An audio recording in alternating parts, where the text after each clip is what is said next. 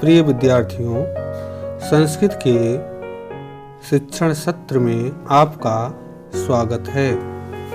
आज हम व्यंजन संधि के एक और प्रकार तोरल संधि के बारे में पढ़ेंगे। तोरल संधि, इसका सूत्र है तोरली। नियम है यदि त वर्ग के किसी वर्ण से परे त वर्ग के किसी भी वर्ण के बाद ल आया हो तो त वर्ग के वर्ण के स्थान पर ल हो जाता है। जैसे उदधन लिखितम, द जो है त वर्ग का तीसरा वर्ण है। अब जो है नियम के अनुसार त वर्ग के वर्ण के स्थान पर ल हो जाता है, तो उल्लिखितम द के स्थान पर ल होकर के उल्लिखितम बना। इसी तरह से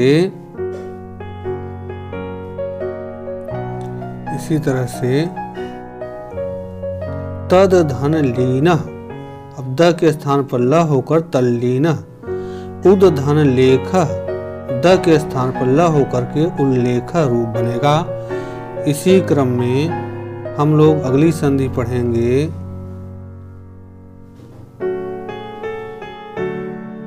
पर सवर्ण संधि। पर सवर्ण संधि देखिए, इसका सूत्र है अनुस्वारस्य यै पर सवर्णः।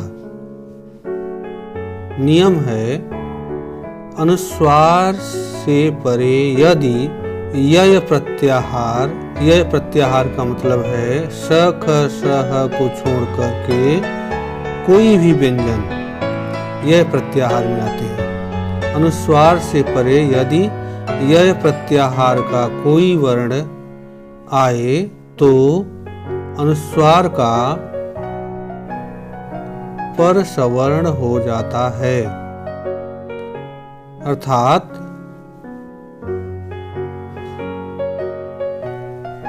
पद के मध्य में अनुस्वार के आगे स ख स ह को छोड़कर किसी भी वर्ग का कोई भी व्यंजन आए तो अनुस्वार के स्थान पर उसी वर्ग का पांचवा वर्ण हो जाता है।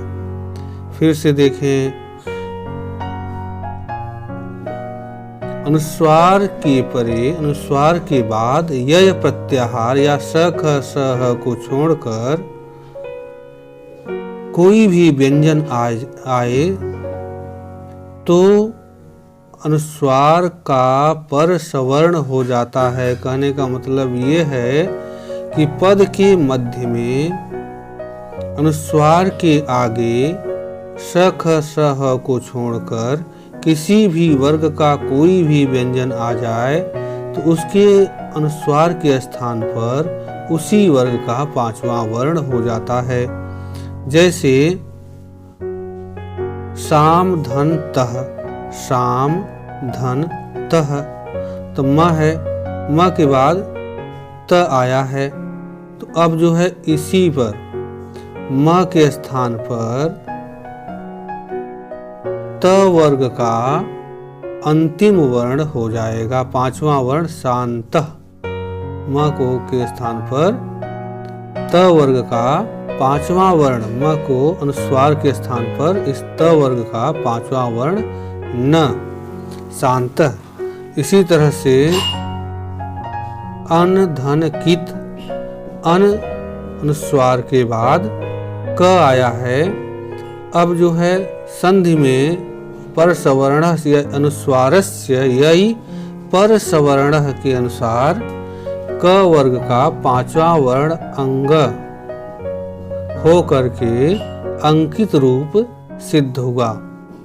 उसी तरह से कुन धन ठित, कुन धन ठित, यहाँ पर न है, अनुस्वार के बाद ठ आया है, तो क्या होगा, संधि के समय जब ठ वर्ग का पांचवा वर्ण न के स्थान पर ढ़ सिद्ध होगा, बनेगा कुंठित।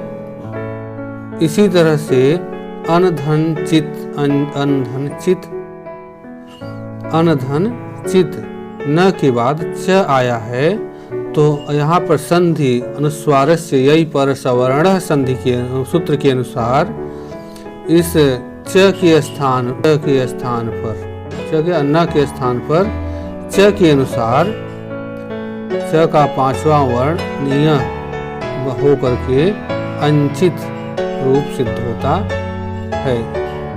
इसी के साथ व्यंजन संधि का प्रकरण समाप्त हुआ। अब हम विसर्ग संधि के साथ अगले वीडियो में आपसे पुनः मिलेंगे। धन्यवाद।